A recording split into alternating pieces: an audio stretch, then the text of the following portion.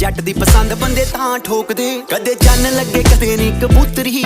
Unknown ਜੇ planet ਤੋਂ ਉਤਰੀ, ਚੜੀ ਤੇਰੇ ਤੇ ਜਵਾਨੀ ਸਾਈਕਲੋਨ ਵਰਗੀ, ਮੁੱਛ ਮੇਰੇ ਵੀ ਆ ਨਵੀਂ ਨਵੀਂ ਫੁੱਟ ਰਹੀ। ਮੈਂ ਸ਼ਰੀਫ ਯਾਦੀ ਤੇਰੇ ਲਫੜੇ ਨੇ ਬਹੁਤ ਵੇ, ਤੇਰੇ ਮੋਢੇ